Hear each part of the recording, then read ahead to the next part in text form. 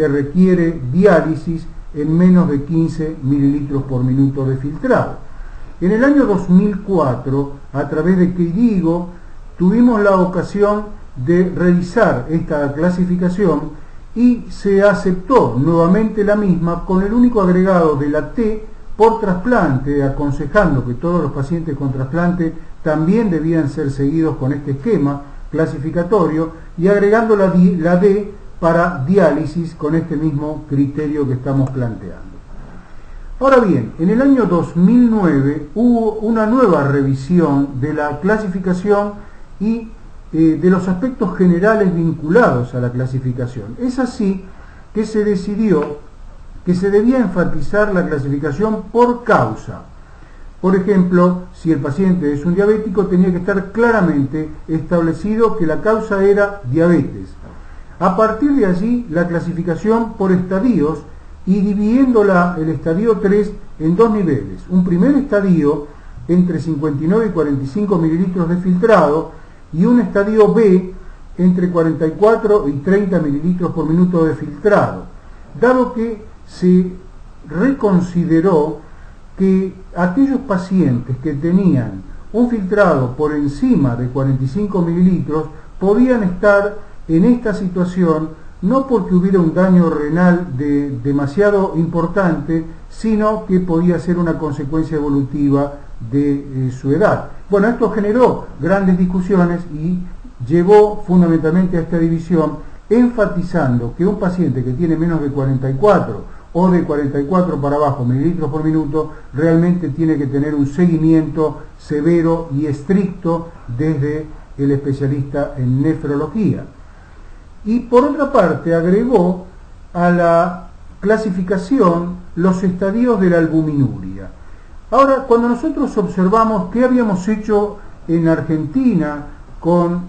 la Sociedad Argentina de Nefrología, en el Ministerio de Salud, en el programa que fue publicado en el Boletín Oficial en el año 2004, observamos en los anexos que ya enfatizábamos la necesidad de tener el diagnóstico perfectamente establecido, la clasificación por estadios de la misma manera, y ya teníamos también incorporada a la clasificación la albuminuria en niveles de albuminuria en menos de 30 miligramos en 24 horas, entre 30 y 300 como microalbuminuria miligramos en 24 horas y más de 300 miligramos en 24 horas como proteinuria clínica.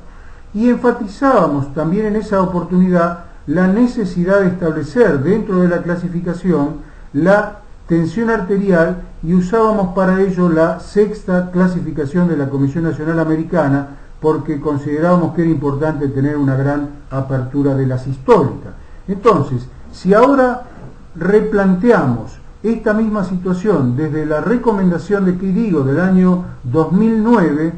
evidentemente la necesidad de establecer el diagnóstico de base sigue firme, la necesidad de establecer la clasificación por estadios se mantiene con esta situación de división en el estadio 3 en A y B, de acuerdo al filtrado glomerular, y el agregado de los niveles de albuminuria tal cual habíamos preconizado en esa oportunidad. Quiere decir entonces que si tomamos nuevamente la situación que plantea la Organización Mundial de la Salud a través de la prevención de enfermedades crónicas, hoy en día no podemos dejar de manifestar que falta un jugador muy importante y que es la insuficiencia renal crónica, porque hoy sabemos claramente que la insuficiencia renal es uno de los factores de riesgo más importantes para la producción de enfermedades cardiovasculares. Esto ha sido demostrado en numerosos estudios. Este es un estudio muy clásico hecho por Kate y colaboradores que fue publicado ya hace muchos años, en el año 2004, donde se demuestra que el pasaje de un estadio al otro condiciona una mayor muerte por enfermedad cardiovascular. Y en el estadio 4 ya hay un porcentaje de 45.7% de pacientes con estadio 4 de enfermedad renal que van a tener mortalidad por enfermedad cardiovascular. Esto nos autoriza a decir que los pacientes que llegan a la diálisis o al trasplante son verdaderos sobrevivientes, dado que han podido sobrevivir a la muerte por enfermedad cardiovascular, y por otra parte es la que refuerza claramente la necesidad de establecer programas de detección precoz y fundamentalmente de prevención a los efectos de lograr remisión y regresión de la enfermedad renal, y evitar lo que podemos ver en esta pequeña parte de la diapositiva, que es que el gran impacto en la atención nefrológica se da en la actualidad en los estadios finales de la enfermedad renal, donde hay muy poco por hacer, solamente llevar al paciente a la diálisis o al trasplante, y muchas veces con muy poca preparación, incluyendo la necesidad de catéteres transitorios, lo cual ya de por sí determina una mayor morbimortalidad de este paciente. Pero cuando también analizamos qué pasa con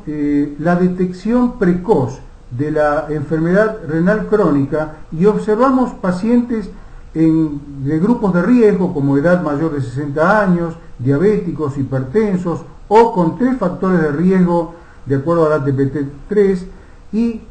observamos qué se le pide normalmente como análisis clínico. Vemos que se pide la glucosa en sangre, se piden los lípidos, se piden electrolitos, pero detengámonos en la creatinina. Fíjense que la creatinina es muy poco pedida